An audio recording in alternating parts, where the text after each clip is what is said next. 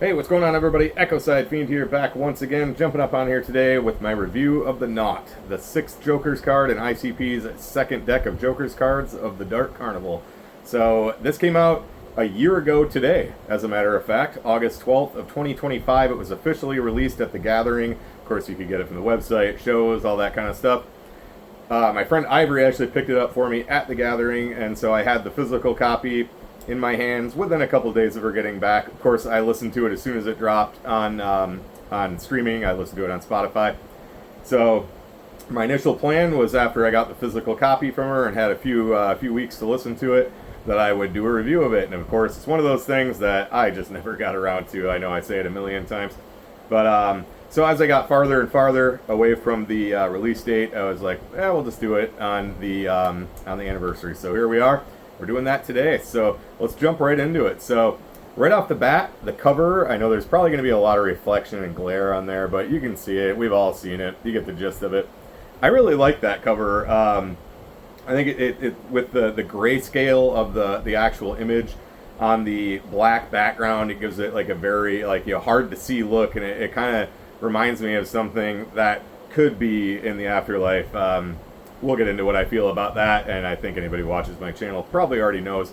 But if there was something and you pass away and suddenly you wake up and you're just in darkness, this feels like it could be something that you would see just flash right before you, like right in your face, like right before you're just gone or whatever, you know? So kind of a cool image. I just think it looks really cool. I did see some controversy of people accusing it of being AI, although I did see at some point on a social media post of some kind, I forget if it was Facebook or Instagram, wouldn't have been Twitter because I don't use Twitter, but people were saying that this was like, oh look, now they're using AI and all that, and Tom Wood himself commented saying that it was not AI. He said that Shaggy did design that, and then somebody accused in that same post, this is I think what Tom was initially responding to, was that artwork that he made. I think it was like an hourglass and stuff. They made a shirt of it and stuff. That was AI, and Tom Wood was like, no, that's my art, I created that, and then he said, as Shaggy also created that, so assuming that that's true, so that it wasn't AI, but regardless, doesn't really matter one way or the other to me. It is kind of nice knowing that they use their own creativity, but I believe what Tom Wood said. So, and then here is the back, trying to keep the reflection from showing too much, but just the Naught logo. The track listing is up there. It's really small and it's hard to read, but I will show the inside, but I'm not going to take the book out, and I will explain why. Inside the book there is like pretty much nothing, which obviously fits the theme of the record, of course, but there are like some like words. It's not even really necessarily words if I remember right, because I've only taken it out once.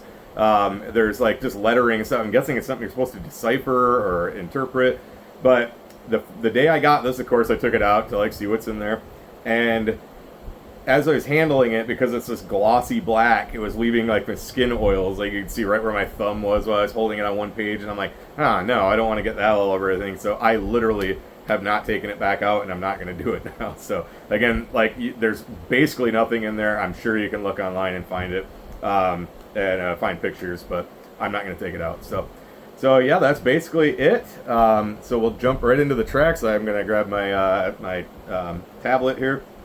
So we're basically, also before I get into it, I'm not going to dig into like all the production notes, and there's plenty of other reviewers that have done all that. Like I said, I'm more of just a metal and punk guy. So when it comes to like hip hop production, it's not my thing. Cool to people that are into it, but it's not really my thing. So all that stuff is available online. It is on the Wikipedia page for this. You can look all that up. So I'm not going to dig into all of that. So yeah, basically let's jump right into it. So the intro is this is a pretty cool intro. It just kind of a smattering of lyrics, lines, whatever you want to say, from the rest of the second deck of Joker's cards, just kind of all mixed together. It's pretty cool. Sets up the album quite nice. The first track, first actual song is the Naught, which of course is the intro to the character, the introduction to the character, which is essentially nothing, just like they say. But it's got a really heavy beat. Both Jay and Shaggy have verses. They both flow really nicely over the beat. The one thing I'm going to say, though, is that I don't like the message in this song, and I'm going to get into it. I'm going to try not to go off on too much of a tangent here, but I don't know. I don't like the idea of that. If you don't believe that there's something else out there after life, that your life here means nothing. And that's kind of what they're saying, and not kind of, it is what they're saying in the song. And as an atheist, I've talked about it numerous times. If you watch my channel, I've been an atheist for the majority of my life.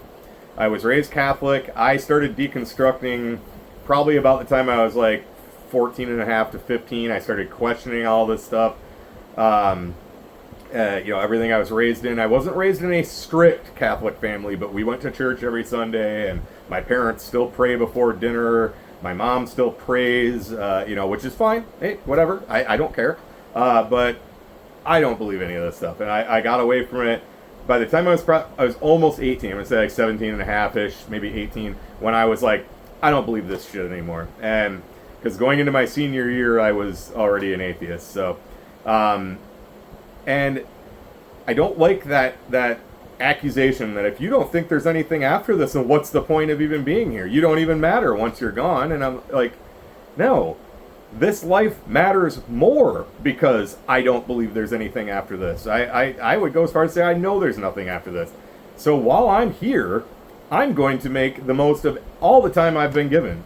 I'm going to try to see as many things as I can, do all the things I love. I'm going to be nice to people. I want to make friends. I want to make a difference in people's lives. I want to work hard. I want to do all these things that I want to do and enjoy the things that I have and am given, and because when we're gone, that's it, and for them to or for anybody to be like, well, once you're gone, then you don't even matter, that's why you live a good life and make an impact on as many people as you can, so people remember you in a good way. I'm not saying I have to do this because I'm full of myself or anything. I want people to talk about me when I'm gone. No, I want to make an impact in people's lives, so when I am gone, they say, hey, that was really cool when Tim was here. He was a good guy. That's all I need. And while I'm here, like I said, I'm going to make the most of all the time that I've been given, because we do not know when it's going to be done. It will be done at some point for everybody, but while I'm here, I'm going to make the most of it, and I'm going to make my life matter. And I don't like the message that they put in that song. It's right up there. That argument from anybody is right up there on the tip-top annoying fucking argument as an atheist, with somebody saying to you, well, how do you know right from wrong if you don't believe in God? It bugs the fucking shit out of me, and I'm sorry, I'm not trying to go off on a tangent here. I was really telling myself I wouldn't, but I don't like that message. And I will say that by the last track, they do come around quite a bit. I'll say we'll get to it, but they still do kind of question, but they also do say, while I'm here, I'll make the best of all I do, so I get it, but I don't like that argument. So, okay, let's just move on. So, so the next track is Watch Me. I fucking love this song. This one is so cool. And like I said, the Naught is a cool song. The beat is heavy, it's dark. And then it just cuts right into this song, which is happy and fun, and it's super cool. Like I was saying, it's just a fun, clowny song. The lyrics are great. They do kind of do some of that, where they just kind of make up words to rhyme with to open each chorus. I'm sorry, not chorus, each verse, but it's cool. It's real high energy. I kind of wrote down here, it's definitely a fun way to essentially kick off the album after the character intro song. And the last few times I've seen them, I was hoping that they would play this song, because I do think this would be a good crowd interaction, kind of call and response type of thing, with the whoop whoop and all that stuff. I think that would be really cool, and I just think it would be a fun song live if they get all the clown characters out and whipping the flags around and stuff. I just think it would be really cool, so I do hope that they do that sometime. So going into the next track is Everybody Dies. This is another one that took, the first one, that took a little while to grow on me, because there are a couple other ones that we'll get to that at first didn't click with me right away, but this one, after I gave it a few more listens on headphones, I was listening to it at some of my route stops that I'm at for a while, so I'm just kind of doing my thing, but just focusing on the song in my headphones, and I do actually really like his lyric delivery. It's just he's got these really like the one that really sticks out in my head. He says I think it's in the first verse, and he says like, "From life to death you shift, and it happens so swift." I love that, like, from life to death you shift. That's just a really cool, and it's just a really cool description of death, I guess, of dying. And then of course the chorus of course has a kind of a throwback homage, if you will, to Everybody Rise from the Jumbo Brothers. But yeah, that one did take a little bit to grow on me, but I definitely like it now. So going into Happy Fun Day, this one I liked right off the bat. The fucking bass line is cool as fuck. Another one just full of clowny lyrics, and he also has a little bit of a shout out, if you will, to Bam Bam Bigelow, who's one of my favorite pro wrestlers of all time. Maybe not in my top 10, but he's in my like top 15, and he's one that I've always fucking loved. So, yep, so that one's great. So they're going into Only Wicked Shit. This one is really cool. Also, both Jay and Shaggy have verses. It's really cool production to it, like as far as the sound and everything. I think it's really cool. And it's kind of just a bragging song, just kind of about how long they've been in the Wicked Shit game, you know, in the rap game, the Wicked Shit, whatever you want to say. So. Also a good track. So, and then it goes into Flashback 1, which is also just kind of another collection of snippets over a different kind of beat of the previous cards from the second deck. So, going into Dead Kelly, this is another one that took a while to grow on me, and this one, I don't know. At first, it was just kind of like his rhyme delivery. It's Jay, and it just at first it wasn't sitting right with me. I couldn't like quite put my finger on it, but then after I like again over a course of several listens, like I said, this one took a while to get to me, but it is kind of a cool delivery. He's doing this like where he does like a 2-line rhyme, and then he kind of like rides it out with just kind of another sentence, and then he goes into the next rhyme, does the other 2-line rhyme, and then that next part rhymes with that first part going on. I don't know how to describe it. Hopefully you know what I mean. It's really cool. And then that one, it's got the beat and everything is just grimy as hell. And then it's got these really cool like mixing and like record scratch sounds and stuff. And like so after it was probably about 10 to 15 listens where all of a sudden I was like, you know, this is really cool. I really like this. But yeah, it's just like as far as the lyrics, it's just another one of their like Dead Body songs that they have obviously with quite a few of. But yeah, nothing that like not like a standout song in the album, but once it grew on me, I'm like, I like that one. So then next going into Here We Go, this is a Shaggy 2 Dope solo track. Also just another clowny lyrics, more kind of bragging and comedic lyrics, banter, if you will. And this one, along with one of the other ones, I think is really shows off how talented Shaggy is. Not taking anything away from Jay, but Shaggy can fucking flow, man. He can fucking rap his ass off, and it's over the last like several years, he just seems to get better and better and better, and come up with new techniques and stuff. And he's awesome. So I have stated before, he is of ICP is my favorite member, but I love both of them. But Shaggy, his lyrics and verses and songs like stand out to me more, and it's been like that pretty much since the beginning. So. Next song, Cinnamon Pigtails. This is a comedy song about getting catfished. He specifically mentions Instagram, so social media, but he, like I said, talks about Instagram. The lyrics are absolutely hilarious, and they're really descriptive. And I kind of took in my notes here. I think this literally could be a comedy movie, like a sex comedy movie, like one of those kind of maybe even just a direct-to-video or whatever. But yeah, it could definitely be a comedy, like romantic rom-com movie, whatever. The one part that kind of takes me out of it, I'm not really sure about the "go fly away" part in the chorus when they say the cinnamon pigtails and he says "go fly away, fly away." I don't really understand what he's getting at there. I was kind of thinking maybe like he's at the house and now in this situation, like he doesn't want to be there, so he's thinking in his mind it'd be great if I could fly away. Maybe that's what he's getting at. I don't know, but that one did kind of lose me a little bit. Another really cool thing, this uses a sample. The whole song is based on a sample of a song called No One Needs My Love Today by Samantha Just, I think is how you say it. It's Juste.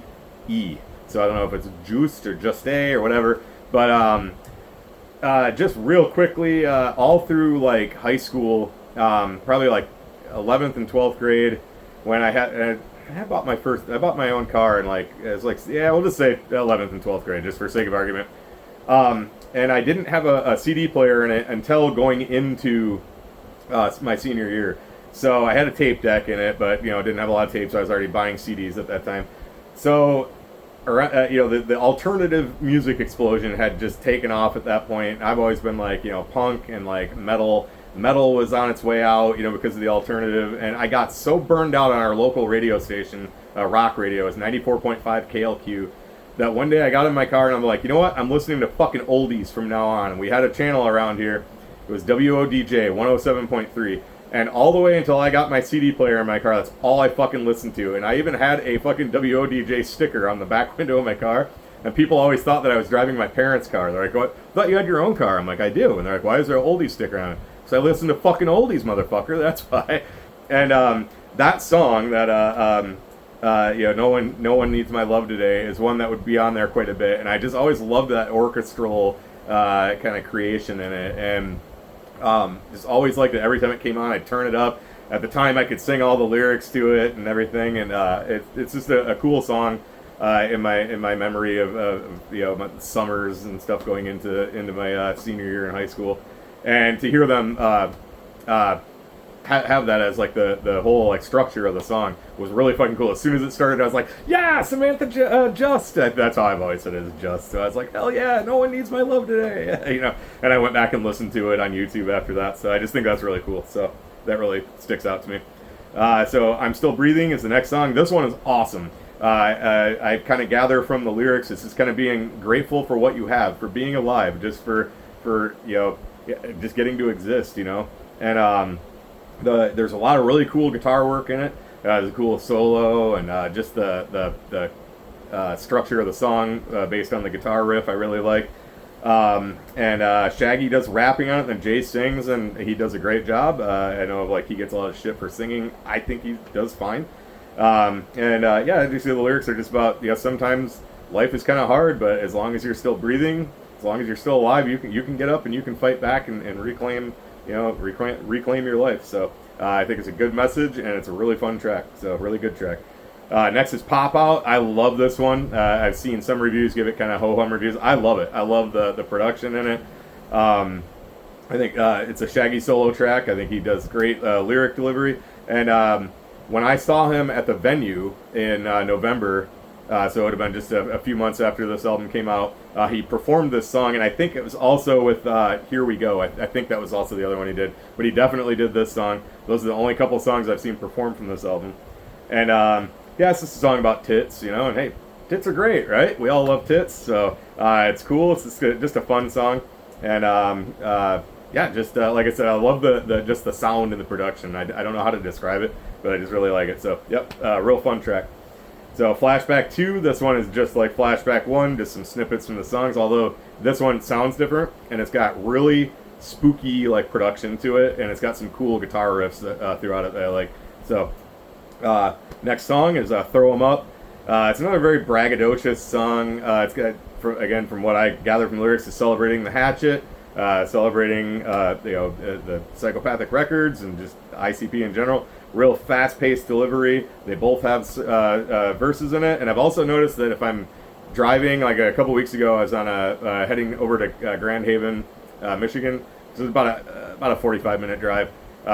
Going to a wrestling show, and I had this playing, and this came on. I'm on the highway, doing like 75, 80, whatever. Just sounds real good while you're driving fast, so I really like that. So next song is Softy Pillow Man. This one is another one that took a while to grow on me, and this one took a long time to grow on me. I've only kind of been coming around to this the past few months, maybe 4 or 5 months. So this one took a while. It's still not my favorite. It's still not among my favorites, but I definitely appreciate it. The lyrics aren't really anything I can identify with, but it is about basically just somebody trying to be somebody they're not, trying to assimilate into a group that's not them, that they're trying to get into the juggalos, but they're just fucking bitch ass motherfuckers, so just kind of something like that. But what really grew on me is the banjo, and then just the folky sound of the song, and then as I kind of got a little more into it, the chorus became kind of an earworm. So I definitely appreciate it a bit more, but it's still I would say among my least favorite on the album. Next track is I'm Falling. This is one that took a little while to catch me as well, but after I listened to it a few times, just kind of kind of imagined like what they're talking about in it. It did come off as kind of scary, kind of this like creepy ass fucking song, and just kind of just uncomfortable, like the idea of it. I think it's just about falling into nothingness. Again, if you believe in nothing, or believe in afterlife of nothing, not believe in nothing, but believe that there is no afterlife. Maybe you're just falling in nothingness, in darkness. In the song though, Jay does mention hell. He's saying like, how long does it take to fall to hell? But I still think this song is kind of like somebody in this situation that imagines that's where they're falling to, but they're just really falling in nothing. The one part that did kind of lose me was like where Jay kind of does the, I don't think anyone should jump off a cliff or whatever. That was just kind of out of nowhere. That feels kind of weird in the song, so that kind of lost me a little bit, but whatever. Overall, again, after this kind of did get its claws in me, I definitely do like it. So going into the last song, I know this one gets mixed reviews. Some of the reviews I've watched online, a lot of people don't like it. And I got to give a big shout out to Brandon from Joker's Gallery. He's probably going to laugh at me when I say this, but I fucking love this song. So it's called While It Lasts. Obviously built on the song Africa by Toto, which isn't like a favorite song of mine or anything, but of course it's a song that's everybody knows, and it's cool. And there is another reason that this really jumps out to me, with it being the cover, so to speak, of Africa. As I've talked about on some of my videos before, some of my friends, they have had, they're done now, a band called the Toss Pints. They're a Celtic rock band. And they played for many years. When they went to Boston, they brought me and my girlfriend at the time with them. We got to go see them open for the Dropkick Murphys at a private show. They've just been my boys for a long, long fucking time. And a few years back, it was just three members. It was Donnie and Zach, they're brothers, and then the drummer, Johnny, was actually their mom's boyfriend. He was quite a bit older than them, obviously, but they formed the band, and they played for many years. They were my boys, still are, but, I don't see them much anymore. But about 4 years-ish ago, they played one last show. They didn't say it was going to be their last show. I don't even think they were planning on it, but I went, and that was the last time I saw them, and it was about, was that right? 4 years ago? Maybe like 3 years ago. Regardless, a few years back. That was the last time I saw any of them. And then just last year, so it'd be 2025, Johnny, the drummer, the day before my birthday, died of a heart attack. So, the Toss Pints covered that song. They would play it at all their shows. And at that show, the last time I saw them, so it'd be the very last time, so they're done, they ended with that song. So the very last song that I saw Johnny perform was that. So it kind of, as soon as it started on this, I was like, because it was just a month or so before that he had passed away when this came out, and I was like, that's kind of weird. I don't believe in like signs or fate or anything, but that I was like, that is kind of weird. It made me feel good though, hearing that this album closing out with that song. So it does have attach itself to that, to me a little bit because of that. And then, just in this one, they do kind of come around a little bit. They still question in the song, like, if you don't believe in anything, why does this matter? But then, of course, the chorus, going into the chorus, Jay says, like, while I'm here, I'll make the best of all I do. And I'm like, okay, they are seeing things the way that I do it, because that's the way I live my life. I'm going to make the most of everything I have here, make the most of all my friendships, make the most of all the things I enjoy. And and I'm certainly not rich. I can't travel the world or anything, or hunt humans for sport or anything like that. But just what I have, I'm gonna enjoy and make the most of it. Make the best of it. So I was glad to hear them come around and say that. And again, like I love the song. And like in the chorus, when I'm listening to it on my headphones, I got it loud, and it makes the hair on my arms stand up. I love it. So. I know Brandon is going to probably go, oh, what the hell is wrong with you? But, so regardless, to each his own. That's fine if he doesn't like it. And, but I do. I really like it. So, Yeah, so pretty much overall, I really do like this album a lot. I'm gonna give it a 3.5 out of 5. The reason I wouldn't give it a perfect score anyway. I like reserve that for stuff like the Riddle Box, but um, I I maybe would have given it a 4. But the one thing that was really standing out to me is that this didn't really feel to me so much like a Joker's card. It felt like just kind of a collection of songs that maybe I don't know if this is the case, but almost stuff that maybe they recorded for other projects and didn't use, or we're gonna have on some other album or whatever. Because none of them really seem to go together, and like all the other Joker's cards, they at least, even if the song doesn't necessarily tie right in with the lore of the card, they still might mention the title character, the name of the card in the song, and I don't notice that in anything else in this except for like obviously the intro, and then the Naught, and then like the While I'm Here. So to me, it kind of just seems like this like collection of songs, very good songs. Don't get me wrong, but very very good songs, but just kind of bookended by a couple tracks that they recorded and said, okay, this fits together. Now again, I know the idea of this album was nothing, and it's the idea of that if you don't believe in anything, well, what is there? So here's just a collection of songs. But I don't know. It just didn't seem I don't know. I don't know how else to say it. It just didn't seem like a Joker's card. That's all I could. It just fits together like a Joker's card. It just doesn't seem to do that. And I also will say that when they announced that this was going to be the idea of the album, I was kind of excited. Myself being an atheist and not believing in any type of afterlife, I was wondering what they would do with it. I was like, oh, this is going to be cool. Maybe they'll have some cool stories about like, I don't know, non-existence, if you can write a song about that, you know what I mean? But I was really curious about what they would do, and I was really excited for it. And then it just kind of didn't really match what I was hoping. But it is a really good album, though. Like I've listened to it a lot, like crazy. And I also will point out, I have a buddy of mine that's not real into. He's not even. I mean, he likes hip hop, but he's more into like punk and metal, like me. But he's not really into the Juggalo scene. And for a long time, he would always say he didn't think they were good rappers. And over the last few years, he has come around a little bit and been like, yeah, they are good. I do see their talent. And in this album, though, we were listening to it one time. We were on a road trip. I forget where we were going, but I had it on. And he kind of even said, like, I kind of take it back. Like, he's like, they are good rappers. And he's like, these songs are pretty cool so far that I hear, So it did catch his attention. And maybe it caught his attention because it's not so tied into their lore. It was something that, since he's not real familiar with it, he could just kind of latch onto. But so overall, I do think it's a great album. And like I said, the collection of songs on it are great. It just didn't come off as very Joker's cardish to me. So, but beyond that, I mean, I can't not recommend the album because you got to have it for your collection. So, yeah, overall, like I said, I go to 3.5 out of 5.